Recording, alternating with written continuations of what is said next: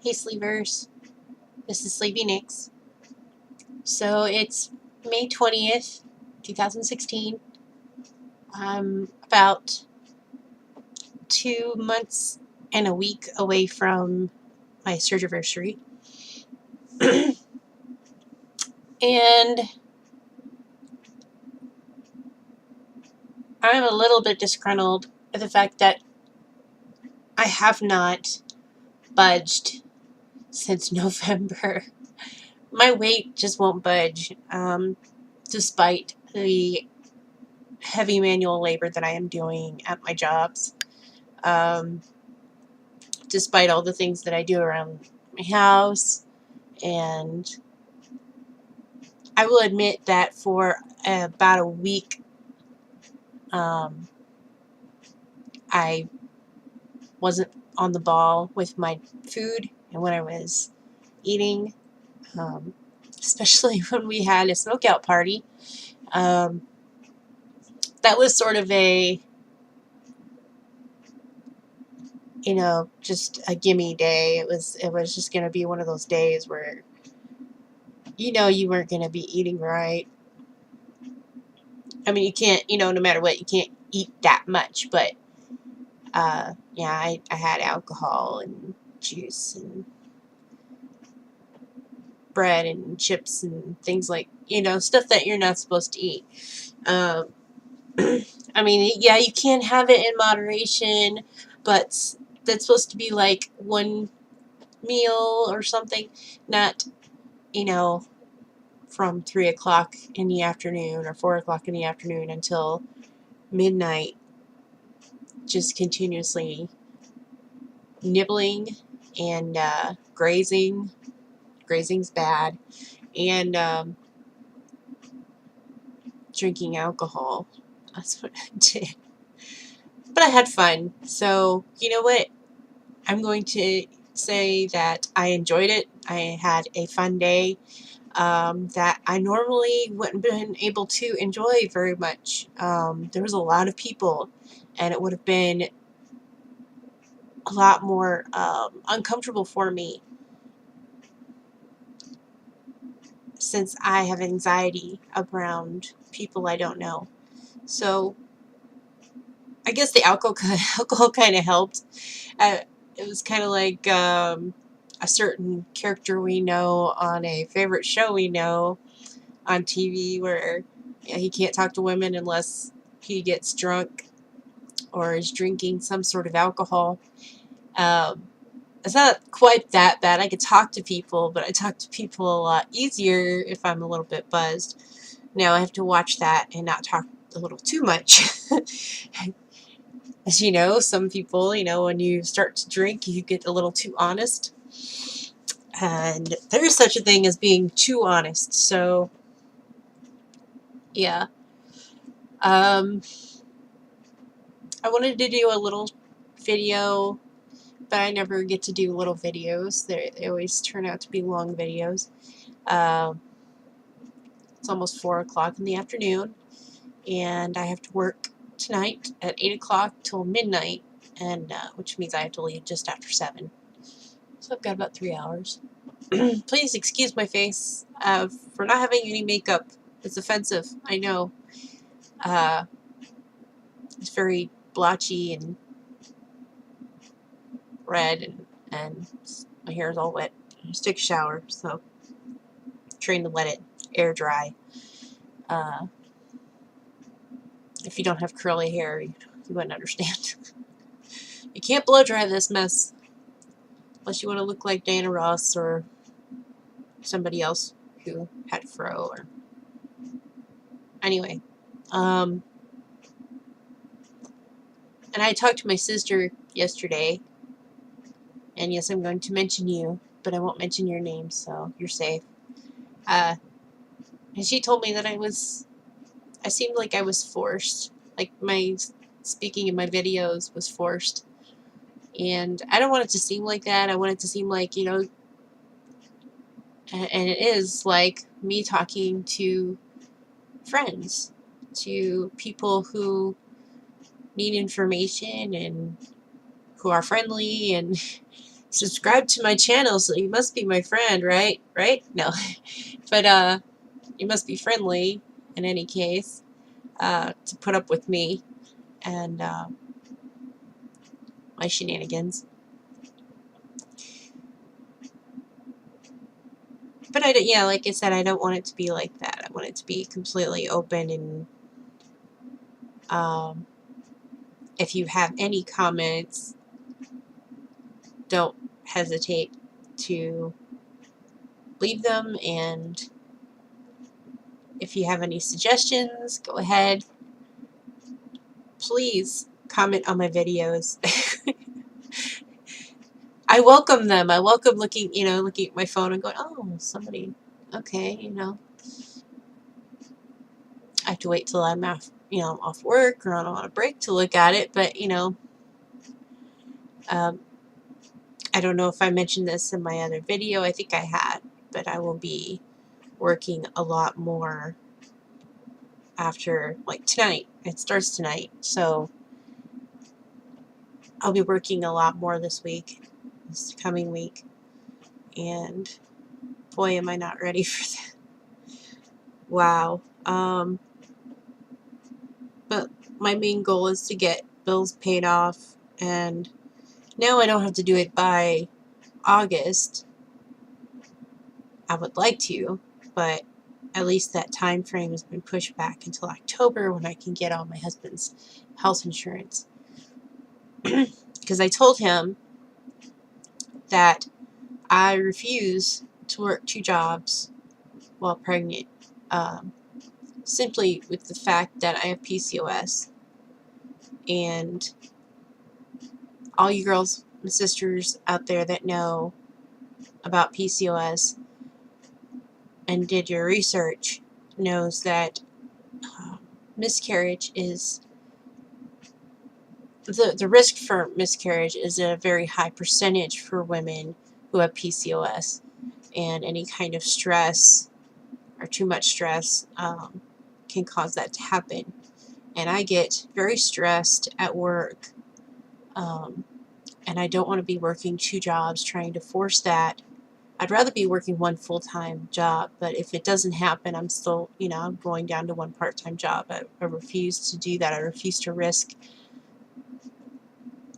getting pregnant or being pregnant and losing a child. I mean, if it's going to happen, I don't want it to be because I didn't do everything in my power to make sure that I didn't.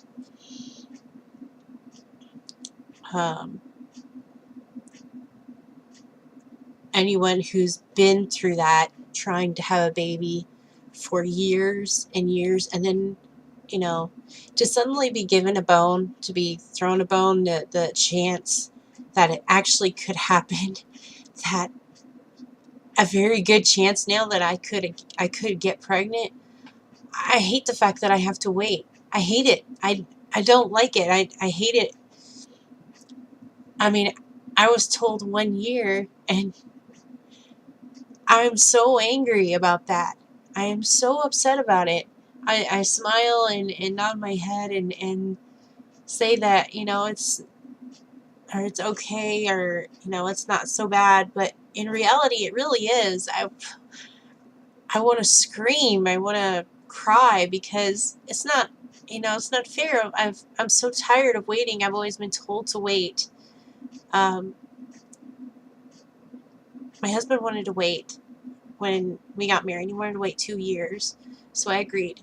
And then he wanted to get maternity insurance, so we had to wait after that 9 months. And then we started trying, and it was taking a very long time, and I was losing hope, so I tried to boost my hope by being optimistic, and I was overly optimistic, and we totally did a nursery and Winnie the Pooh in our house, brand new. I mean, it was painted and everything. It had chair rails, and it was 3 different colors and scrubbable paint, and we had a crib from my sister, and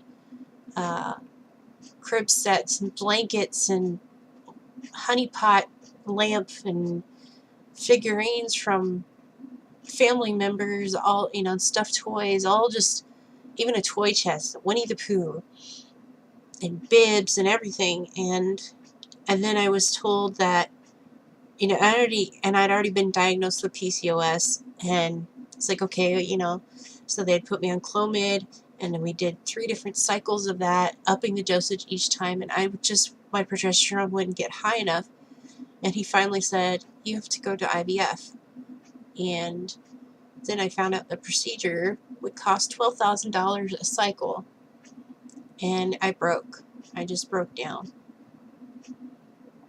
because there's no way we could afford that. I mean, we had went to this appointment together, and I just broke. We continued to try, but it wasn't with medication anymore. And, I just slowly lost hope in that. And then finally we started to go into looking at domestic adoption a couple of years ago. And we started that process, and then they would lose our paperwork, and we had to wait to get classes so we could do parenting classes and get okayed for that, and start that whole process. And I finished all the paperwork and got everything that they needed, and they lost it, or the lady wouldn't show up, and it just frustrated my husband to the point where he didn't want to do it anymore. So now this is like my last hope, and I can't even reach my goal. I'm so close to my goal.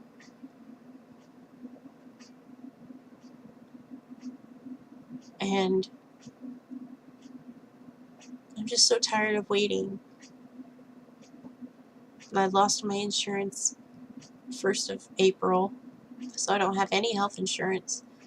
And I would have to wait until October to get on my husband's. His work insurance. There's no waiting period, but it also means we can't,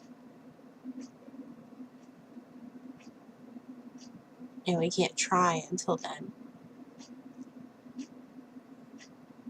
And all I want to do is scream and cry and decry the injustice of it all. But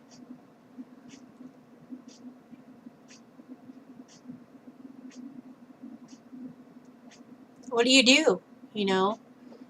How do you not feel depressed about that?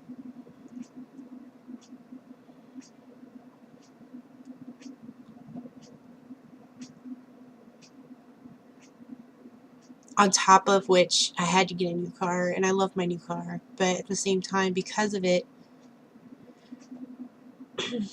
we can't afford to replace the house for another 4 or 5 years until we pay off my car.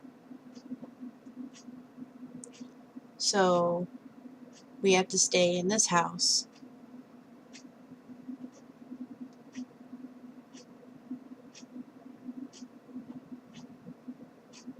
Which, I'm thankful that I have a roof over my head and a place to live. And if I didn't have this, I don't know what I would do. But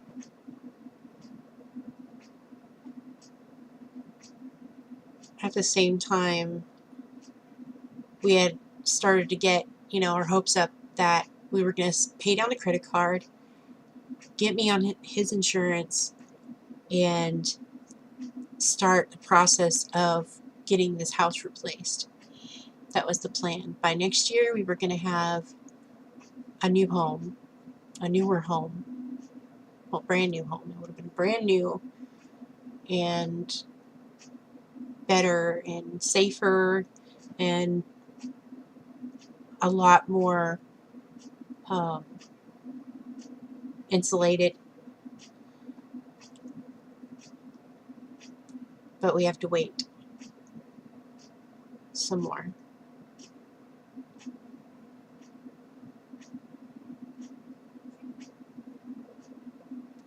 I will give you some advice. If you believe in God, which I do, I believe in God and I believe in Jesus. I believe in the Holy Spirit. And don't ever pray for God to teach you patience or to give you patience. Don't ask for patience.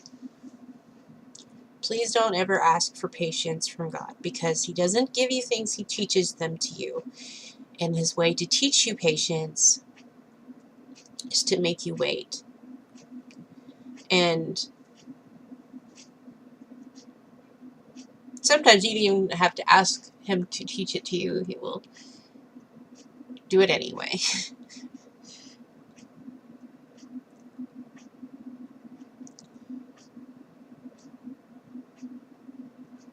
I thought I had learned patience being in a wheelchair for 3 years, being forced to wait to be able to walk again, being forced to wait to have surgery, being forced to wait on so many things.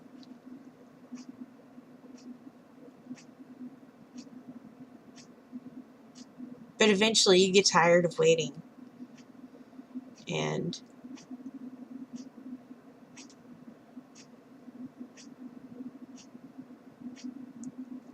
okay, I'm going to stop being depressed, and I'm going to make the decision to go turn on some uppity music and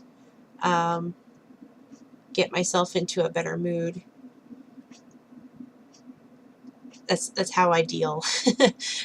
Just put on some dance music, some dubstep or something, and dance and do cleaning or something to get my mind off of what it's on, you know. Okay, so I hope you guys have a great weekend, and I'll talk to you guys later. Like I said, don't hesitate to leave comments in the comment section.